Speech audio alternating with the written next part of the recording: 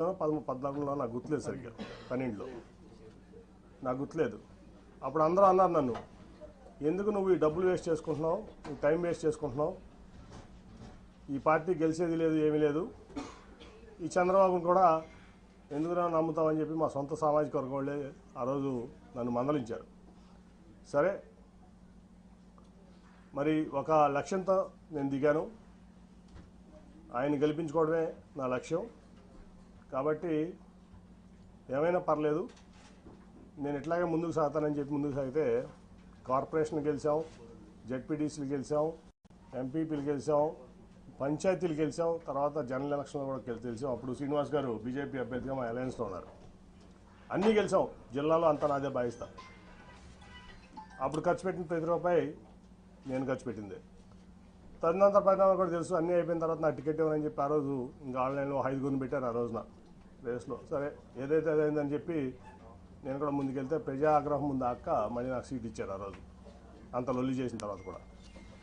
అట్లాగే ఆ తర్వాత మరి ఏ రోజు కూడా ఒక ఎంపీగా మరి అక్రమ సంపాదన ఇంకోటి ఆశపడకుండా నిజాయితీగా పార్టీ కోసం, ప్రాంతం కోసం, ప్రజల కోసం కష్టపడ్డా. ఆ ప్రాసెస్లో మీ అందరికీ కూడా తెలుసు, ఆస్తులు అమ్ముకున్నా, వ్యాపారాలు మానుకున్నా.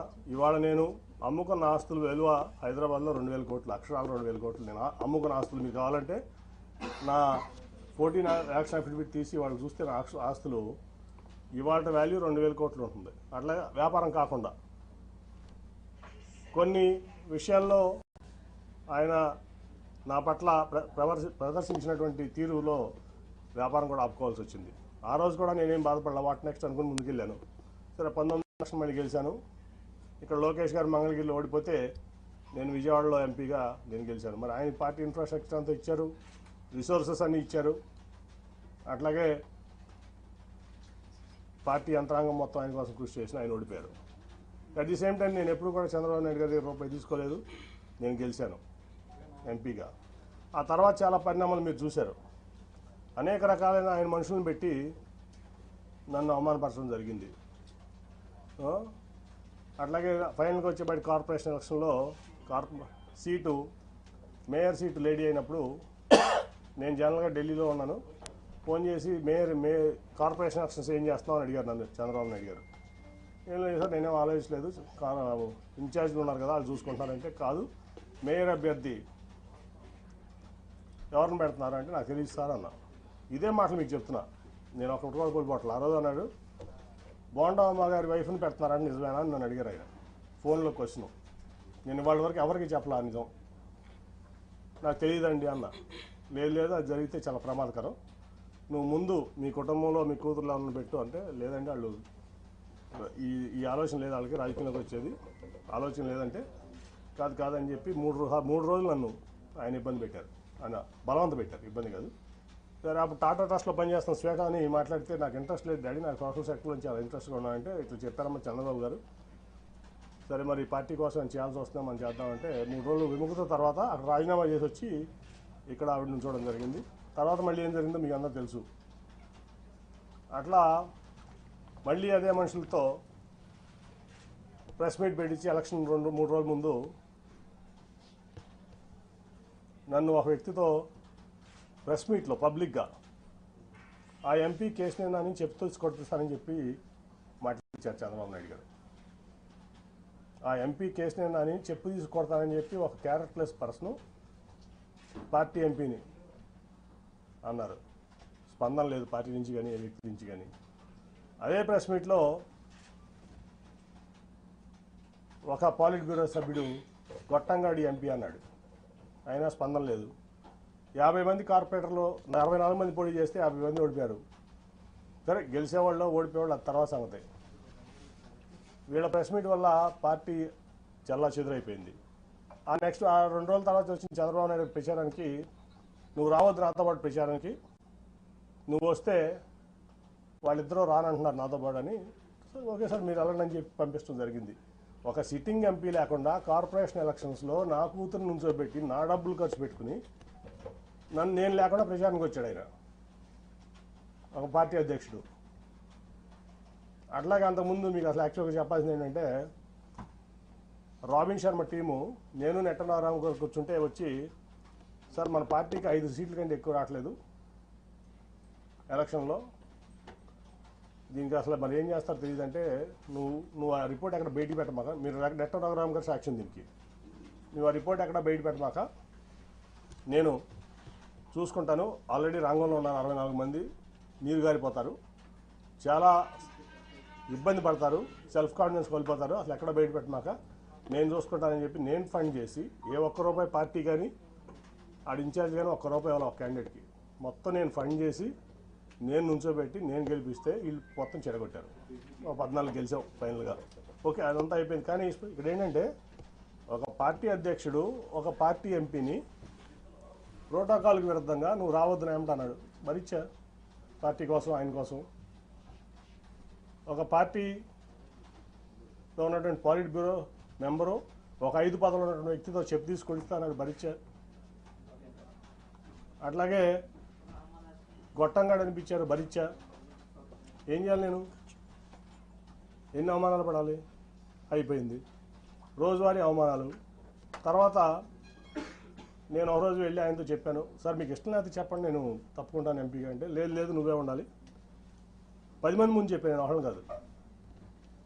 ఆ రోజు వల్లరామయ్య గారు ఉన్నాడు, నెట్టం రఘురామ్ గారు ఉన్నాడు, పార్టీ ఇన్ఛార్జ్లు అందరూ ఉన్నారు, 7 ఇన్ఛార్జ్లు. ఆ రోజే నేను ఆయన చెప్పా, సార్ ఎవరన్నా పెట్టుకోండి నేను తప్పుకుంటున్నాను అంటే, ఆయన చెప్పిన మాట ఏంటంటే అందరి ముందు, నేను ఇది ఎసెన్స్ కాదు కాదు నువ్వే ఉండాలి, ఈ మాట బయటికి ఎక్కడ అనొద్దు, నువ్వు మీరు కూడా ఎక్కడ అనొద్దు ఎవరో అన్నారు. వాళ్ళందరినీ బయటికి పంపించి నన్ను ఆ నెక్స్ట్ డే నందిగామ జగపేట సభలు జరుగుతున్నాయి.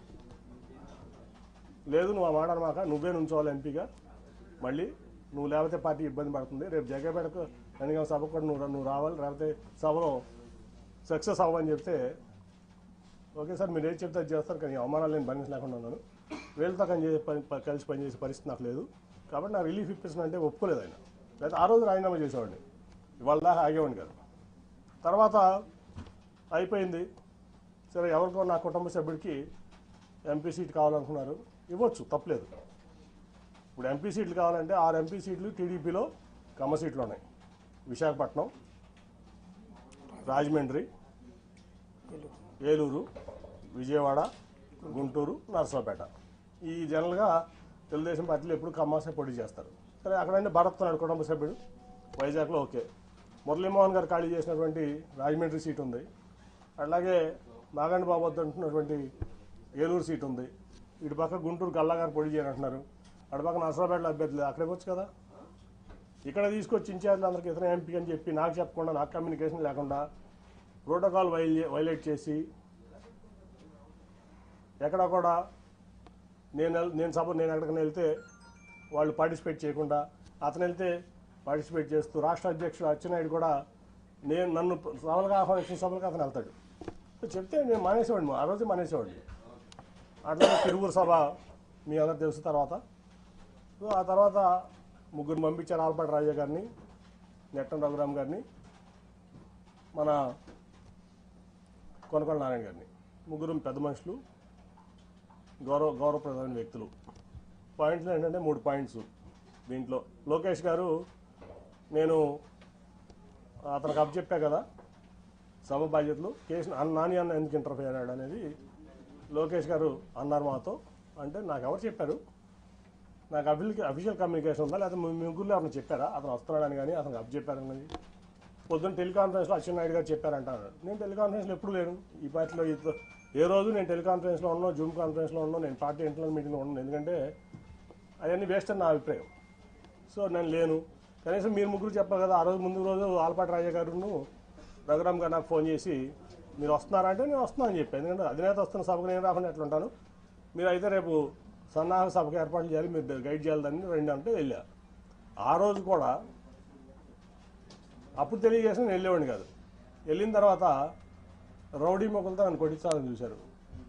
మా వాళ్ళందరూ కలిసి అడ్డం పడి నన్ను రక్షించుకున్నారు. పోలీసులు కూడా చాలా యాక్టివ్గా ఉండి నన్ను రక్షించుకున్నారు. అంటే నా కుటుంబంలోనే చిచ్చు పెట్టి నా కుటుంబ సభ్యుడితోనే నన్ను కొట్టించాలని కూడా మరి లోకేష్ గారు ఎందుకు అనుకున్నాను నాకైతే అర్థం కాల.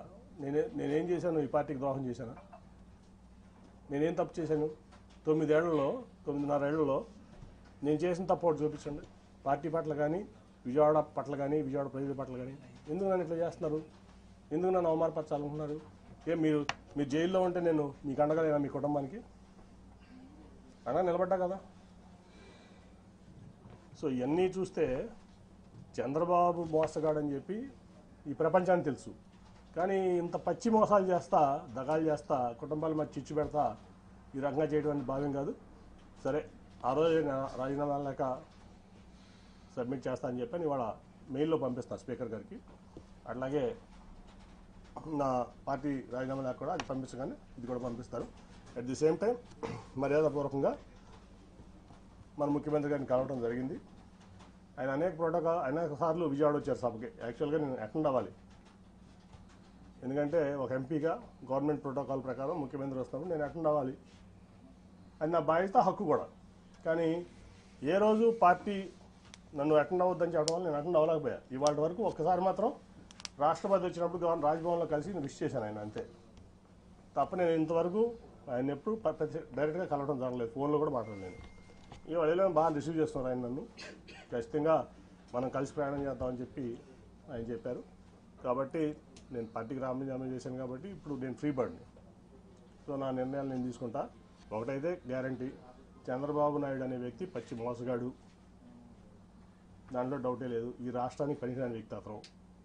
సరే, జనం దేవుడు అనుకుంటారా, లేదా కులపరంగా అనుకుంటారా, మీడియా పరంగా అనుకుంటారా, లేదా మరి ఎందుకు అనుకుంటారో అది తెలియదు. కానీ ఈ జగన్మోహన్ రెడ్డి గారు అయితే పేదల పక్షపాతి, నిరుపేదల పక్షపాతి. ఏ డెవలప్మెంట్ అనుకుంటారా? కోవిడ్ వల్ల కొన్ని కారణం 2 ఏళ్ళు భారతదేశమే ఇబ్బంది పడింది, ప్రపంచమే ఇబ్బంది పడింది, భారతదేశం కూడా ఇబ్బంది పడింది. సరే, డెవలప్మెంట్ అవ్వదు, అడిట్ అవుతుంది. కానీ ప్రజలను హ్యాపీ పెట్టే దాంట్లో దాదాపు 2 లక్షల కోట్ల చిల్లర ఇవాళ వరకు సంక్షేమం ఇచ్చారు ఆయన. ఇంకా ఇస్తానికి కమిట్మెంట్గా ఉన్నారు. చర్చ చాలాసేపు మాట్లాడటం జరిగింది. సో నాకు బాగా నచ్చారు ఆయన. నచ్చడమే కాదు, ఆయన పథకాలని చూస్తున్నాం, వింటున్నాం. సో ఆయనతో కలిసి ప్రయాణం చేయాలని చెప్పి నేను నిర్ణయించుకున్నాను. వన్స్ నా రాజీనామా ఆమోదం పొందగానే నేను పార్టీలో చేస్తాను. నేను ఒకటండి, నేను 2014లో కూడా చంద్రబాబు నాయుడు టికెట్ అడగల. ఎప్పుడు కూడా ఆయన గేట్ ముందు నుంచున్నా, డోర్ ముందు నుంచున్నా, నేను ఎప్పుడు చంద్రబాబు అని టికెట్ అడగల. 19లో అడగల. అట్లా నేను ఆయన కూడా నేను ఎప్పుడు టికెట్ అడగల. నాకేంటంటే నాకు విజయవాడ అంటే పిచ్చ ప్రేమ. మీ అందరికి కూడా తెలుసు అది, ఆ విషయం. విజయవాడ అంటే పడి చచ్చిపోతాను నేను. నాకు కావాల్సిన విజయవాడ డెవలప్మెంట్, విజయవాడ ప్రాంత ప్రజలు మంచి చేయడం. అందుకే టాటాని తెచ్చిన, గట్టిగా ఆయన కాళ్ళు పట్టుకుని నువ్వు వద్దు చంద్రబాబు నాయుడు గారు. ఆఖరికి విమానాశ్రయం కూడా నేనే చేసింది. ఎందుకంటే ఆయన 5,000 ఎకరాల్లో ఇక్కడ కట్టుకుందాం అనుకున్నాడు ఈ నాగార్జున యూనివర్సిటీ దగ్గర. సార్ అది అవ్వదు, తన ముందు మన మినిస్టర్ ఉన్నాడు, సివిల్ ఏవియేషన్, సెంటర్ ఒప్పుకుంటుంది జైట్లీ గారు వాళ్ళు. అంటే నాకు సపోర్ట్ ఆ రోజు వెంకయ్యనాయుడు గారు, శ్రీనివాస్ చౌదరి గారు. లేకపోతే ఆ ఎయిర్పోర్ట్ కూడా ఉండేది కాదు. సో ఆయన మా విజయవాడకి నిజం చెప్తున్నా, మీరు ప్రెస్ కాబట్టి మీరు కూడా తీయండి. 2014 నుంచి 2019 వరకు విజయవాడకి ఒక 100 కోట్ల రూపాయలు చంద్రబాబు నాయుడు గారు స్టేట్ గవర్నమెంట్ ఇచ్చింది చూపించండి. నేను తీసుకొచ్చిన సెంట్రల్ గవర్నమెంట్ ఇచ్చాను, ఇంక్లూడింగ్ టాటా ట్రస్ట్. కానీ ఏదన్నా కానీ అరుణ్ గారికి తెలుసు టాటా ట్రస్ట్ అంత చేసాం మేము ప్రాంతంలో, అన్ని విలేజెస్లో. అలాగే ఫ్లైఓవర్స్ కానీ ఏదన్నా కానీ అది నేను కేంద్రం నుంచి తెచ్చింది. ఆయన ఆయనకి విజయవాడ పట్ల చిత్తశుద్ధి లేదు. ఆయన ఏంటంటే షాజహాన్ తాజ్మహల్ కట్టాడు, నేను అమరావతి కట్టాను. షాజహాన్ తాజ్మహల్ కట్టాడు కదా, ఎవరు కట్టారు తాజ్మహల్ అంటే షాజహాన్. అమరావతి ఎవరు కట్టారంటే చంద్రబాబు నాయుడు కట్టాలన్న ఇది తప్ప విజయవాడ పట్ల ఆయన చిత్తశుద్ధి లేదు. నాకు తెలిసి ఎప్పుడు అది ఒక 100 కోట్లు కూడా 2014 నుంచి 2019 వరకు విజయవాడ అభివృద్ధి కోసం చంద్రబాబు నాయుడు ఇచ్చింది లేదు, చేసింది లేదు. నేను మొదటి నుంచి చెప్తున్నా. నేను ఆయనకి చెప్పేవాడిని, sir Vijayawada is a reality, Vijayawada is a reality. Amaravati is your dream which has to be converted into a reality. అది అవ్వదు సార్. గిఫ్ట్ సిటీ కట్టారు ప్రధానమంత్రి గారు. ఇంకా చాలా ఇబ్బంది ఉంది అక్కడ. ఎకానమీ అంటే అప్స్ డౌన్స్ ఉంటాయి. ఒక ఢిల్లీ వదిలిపెట్టి, ఎన్సీఆర్ వదిలిపెట్టి, అహ్మదాబాద్ వదిలిపెట్టి, బాంబే వదిలిపెట్టి, పూణే వదిలిపెట్టి, చెన్నై, బెంగళూరు, హైదరాబాద్, కోల్కతా వదిలిపెట్టి అమరావతి ఎందుకు వస్తారు సార్? ఎవరన్నా దేనికి వస్తారు? ఇవన్నీ అవ్వవు సార్. ముందు విజయవాడ, గుంటూరు ఇవన్నింటినీ చేసుకుందాం అని చెప్పి ఎన్నో సందర్భాలు కన్ఫరెంట్ అయ్యాను. కానీ ఫస్ట్ టైం నేను ఎంపీని, నీకేం తెలియదు అని చెప్పి నన్ను తోసేవాళ్ళు. ఓకే, నా పని నేను ఏదో సెంట్రల్ గవర్నమెంట్ తెచ్చుకున్నా, నా విజయవాడ కోసం చేసుకున్నా. ఓకే, నేను హ్యాపీ, నా విజయవాడ ప్రజలు హ్యాపీ. నన్ను వాళ్ళు ఓన్ చేసుకున్నారు, నేను ఓన్ చేసుకున్నా. రెండోసారి యాంటీవేవ్లో కూడా నన్ను గెలిపించారు. దానికోసం నేను కష్టపడుతున్నాను, ఇంకా కష్టపడతా. సో నేను అనేది ఏంటంటే, నేను ఎప్పుడు ఆయన్ని టికెట్ అడగలా, ఈయన్ని టికెట్ అడగలా. సో నేనైతే జగన్ గారితో సేల్ చేద్దామని చెప్పి నిర్ణయించుకున్నా. సేల్ చేస్తాను, ఆయన ఏ బాధ్యతలు చెప్తే అది చేస్తాను. సార్ మీతో పాటు టీడీపీలో సిట్టింగ్ ఎంపీలు చాలా మంది పోటీకి దూరంగా ఉన్నారు, ఎందుకంటే మిగతా ఎంపీల గురించి తెలియదు, కానీ విజయవాడ పార్లమెంట్లో అయితే టోటల్గా 60% టీడీపీ ఖాళీ చేసేస్తాం, దాంట్లో డౌట్ లేదు. సార్ ఇందాక మాట్లాడుతూ బోండా ఉమా గారి వైఫ్కి మేయర్ అభ్యర్థిగా ఇస్తే ప్రమాదం అని చెప్పాను. ఏంటి సార్ ఈ క్వశ్చన్? అది నాది చంద్రబాబు గారు అడగదు, ఆయన చెప్పిన మాట మీకు చెప్పా. ఇవాళ వరకు నేను ఎక్కడ కూడా ఎంత అవమానాలు తిన్నా నేను రివీల్ చేయాలి, మీకు కూడా తెలుసా సంగతి. ఆయన అన్నమాట అది, బోండా ఉమా గారి వైఫ్ని పెడుతున్నారంట, నిజమేనా అని అడిగారు నన్ను. ఇదే క్వశ్చన్, నాకు తెలియదు సార్, నేను అసలు దాంట్లో ఇన్వాల్వ్ అవ్వలేదు అన్న. కాదు అది చేస్తే చాలా ప్రమాదం, నువ్వు ఇమీడియట్గా మీ అమ్మాయిని పెట్టని చెప్పి పంపించారు నన్ను. ఢిల్లీ నుంచి విజయవాడ పంపించారు ఆయన. ఈ మాట ఇవాళ వరకు నేను ఎవరికి చెప్పలా, ఇంక్లూడింగ్ నా సొంత కుటుంబం చెప్పలా. 60% తెలుగుదేశం పార్టీ ఎన్టీఆర్ జిల్లాలో ఖాళీ అవబోతుంది. 60%. ఏదైనా నేను జగన్ గారితో కలిసి ప్రయాణం చేయడానికి నిర్ణయించుకున్నా. ఆఫ్టర్ మై రిజిగ్నేషన్ నేను మానసిక వ్యభిచారం చేయను కొంతమంది లేక, మీకు అర్థమవుతుంది ఎవరు. కాబట్టి నేను రాజీనామా చేసి వచ్చి ఆయనతో సేల్ చేయడానికి, ఆయనతో పాటు సేల్ చేయడానికి పేద ప్రజలకి ఆయన అండగా ఉన్న తీరుకు నాకు నచ్చింది. కాబట్టి ఆయనతో పాటు నేను నడుస్తానికి నేను సిద్ధపడ్డాను. ఆయన ఏదో ఆలోచిస్తే ఎంపీగా పోటీ చేయమంటాడా, ఖాళీగా ఉండమంటాడా, పార్టీ చూసుకోమంటాడా, విజయవాడ ఎన్టీఆర్ జిల్లాలో ఆయన ఇష్టం, ఆయనకు వదిలేసాం.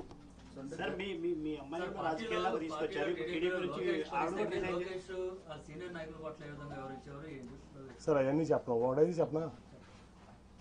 ఇప్పుడు లోకేష్ గారు పాదయాత్ర ఏంటని, ఏం రైట్ ఉంది పాదయాత్ర చేయడానికి? ఆయన గెలిచిన ఎమ్మెల్యేనా, గెలిచిన ఎంపీనా? ఏం రైట్ ఉంది అంటే? చంద్రబాబు నాయుడు గారు కొడుకు కాబట్టి ఓడిపోయినా గెలిచినా నువ్వు ఎట్లా అయినా సరే పార్టీ మీ నాన్నగారిది కాబట్టి నువ్వు ఏదైనా చేస్తావా? ఏం త్యాగం చేసావు ఈ సమాజం కోసం, ఈ రాష్ట్రం కోసం? నువ్వు ఒక ఎంపీ వచ్చి, నువ్వు ఓడిపోయిన ఎమ్మెల్యే నువ్వు, ఒక ఎంపీ వచ్చి నీకు జీహుదురు అనాలా? గెలిచిన ఎంపీ, యాంటీవేవ్లో గెలిచిన ఎంపీ నీ యోగాలో నేను పాల్గొనాలా? ఎట్లా పాల్గొంటాను? ఏం ప్రోటోకాల్తో పాల్గొంటాను? నువ్వు ఆఫ్టర్ ఆల్ ఓడిపోయిన ఎమ్మెల్యే నా ముందు.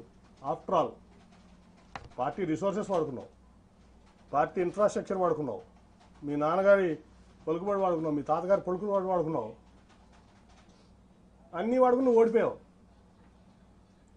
నువ్వు నాకు రూపాయి డబ్బు ఇవ్వలేదు, నువ్వేమివ్వలేదు, నేను గెలిచా రెండు సార్లు. నీ పార్టీని భుజాల మీద పెట్టి మోసా కృష్ణా జిల్లాలో 2013 నుంచి 14 ఎలక్షన్ అయ్యే వరకు నా ఆస్తులు అమ్ముకున్నా, వ్యాపారాలు మానుకున్నా. ఏం రైట్ ఉంది నీకు? ఏం త్యాగం చేసావు ఈ పార్టీ కోసం కానీ, సమాజం కోసం కానీ? నువ్వు ఏం రైట్తో యోగాలను చేసావు? ఏం రైట్తో నువ్వు సీనియర్ని శాసిస్తున్నావు? ఏం రైట్ ఉందా నీకు? ఓ 10 సార్లు ఎమ్మెల్యే చేసావా, 10 సార్లు ఎంపీ చేసావా? ఏం ఆస్తి అమ్ముకున్నావు? నేను ఆస్తులు అమ్ముకున్నాను, 2,000 కోట్ల రూపాయల ఆస్తులు. నేను ఈ పార్టీ కోసం అనండి, నా ప్రజా జీవితం కోసం అనండి, నా వ్యాపారం ఆపుకున్నా. నువ్వు హెరిటేజ్ ఆపుకున్నావా? మీ నాన్నగారు వచ్చిన నుంచి ఇప్పుడు వరకు మీ కుటుంబం ఆస్తి అమ్మిందా ఈ పార్టీ కోసం? ఏం త్యాగాలు చేశారని నువ్వు యువకులను చేస్తావు? మమ్మల్ని